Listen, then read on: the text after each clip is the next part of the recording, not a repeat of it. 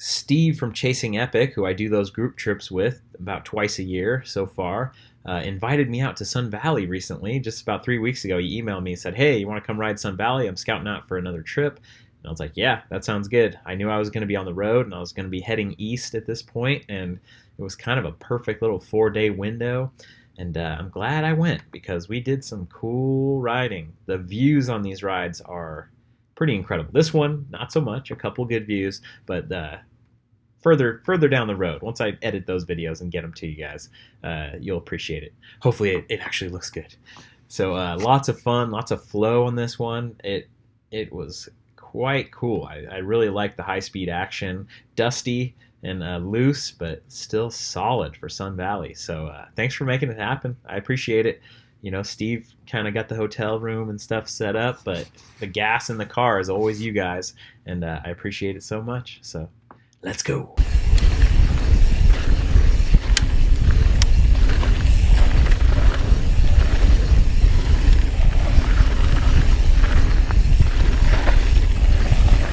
So I've made my way back to Sun Valley, Idaho. I was out here years ago. I've told the story a couple times on my channel, but basically back in 2014, I had a shuttle booked to go ride the Castle Divide trail, and then that area became wilderness, so I was not able to ride the Castle Divide trail. But I did ride this area back in 2014. I actually stayed out here. This is the Galena Lodge, the Galena area, and we're above 6,000 feet and climbing, and I'm gonna run out of air pretty soon. So yeah, I stayed in a yurt back here years ago, and it's good to get back and check it out again. I think right here we're almost 8. Oh man. I actually don't feel so bad for 8,000 feet.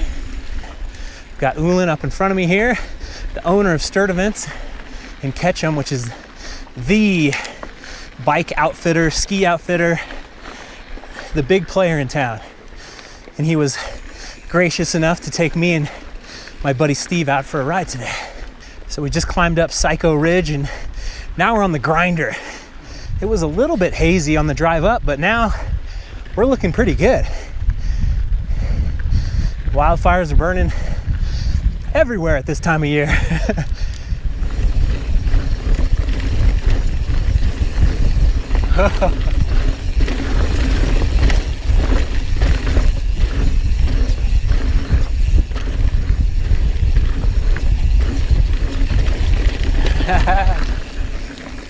Nice little taste. This is my buddy Steve up ahead, the owner and the mastermind of Chasing Epic, and that's basically what this trip is all about. We're gonna spend the next 4 days scouting Sun Valley to see if Steve wants to do a trip here next year. The last time I rode my bike, I had that big old handlebar bag on the front, so it's kind of funny. I feel the difference. I always keep in mind altitude sickness, even though this is like only 7,000 feet. Drinking a lot of water. It's so dry out here. Just kind of overhydrating a little bit. I've had a history of getting headaches and stuff. Like really weird too. When I drive up to Lake Tahoe or when I drive back from Lake Tahoe back home, always seems to be kind of a altitude induced thing. So I'm always trying to figure out how to beat that.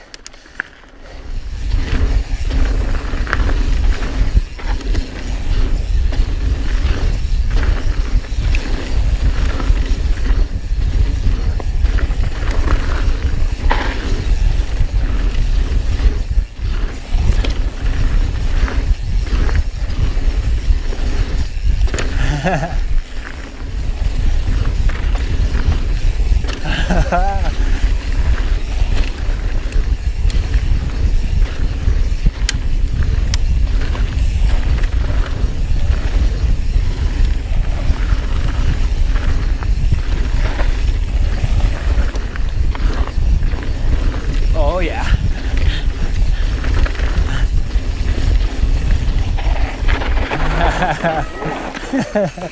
Hard left to the Gladiator Loop. Cool. I'm not braking. She's got a howl going today. Dusty howl.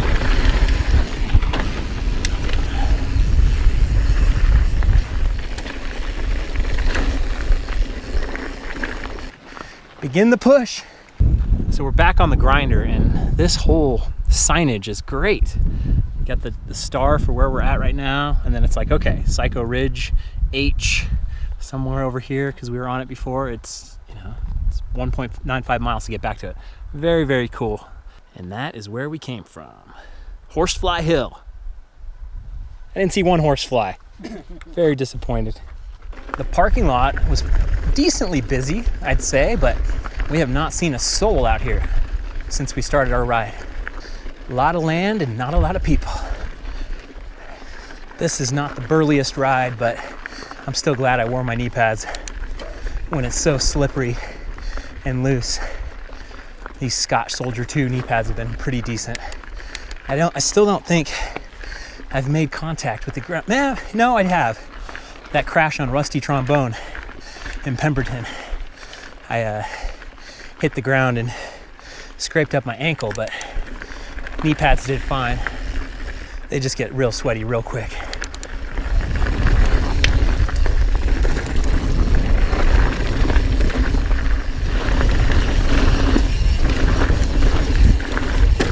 Oh. I promise you I'm not braking in the air.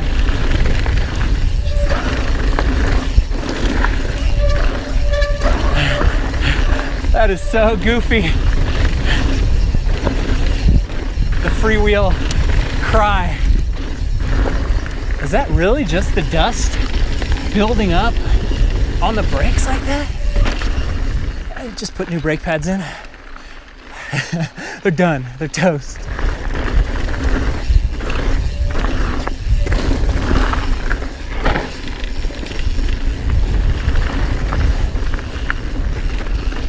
Idaho Flow. So that was the grinder. Now we're heading on Spring Creek Trail.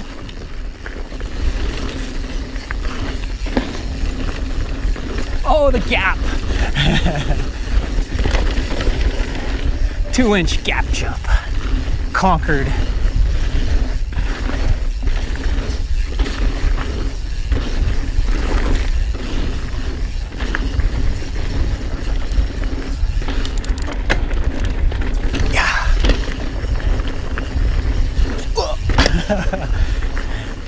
This is like the best jump practice I've had in such a long time.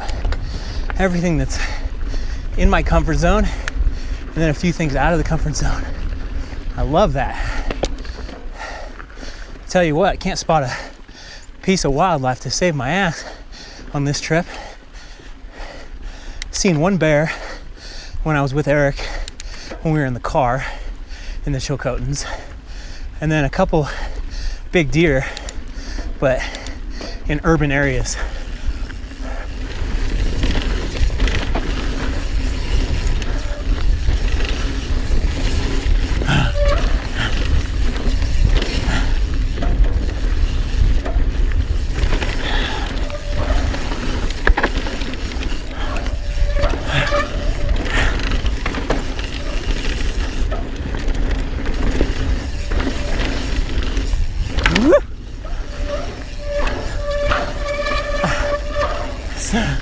Funniest freaking sound.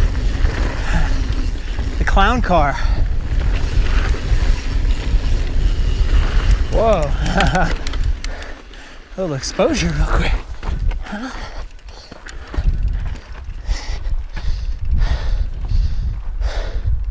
There's the road.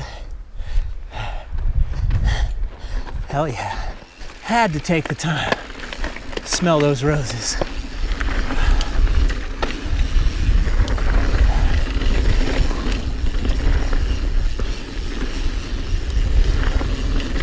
Ooh, chipmunk. Got my wish.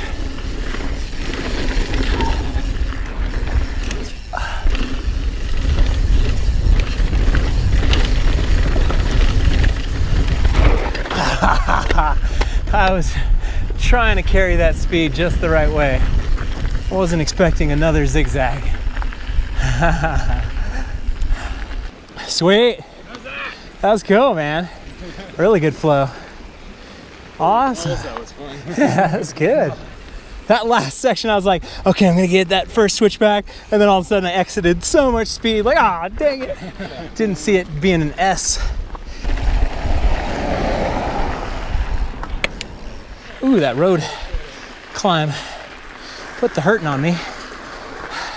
Steve lives at 7,000 feet too, so both these guys are on natural EPO.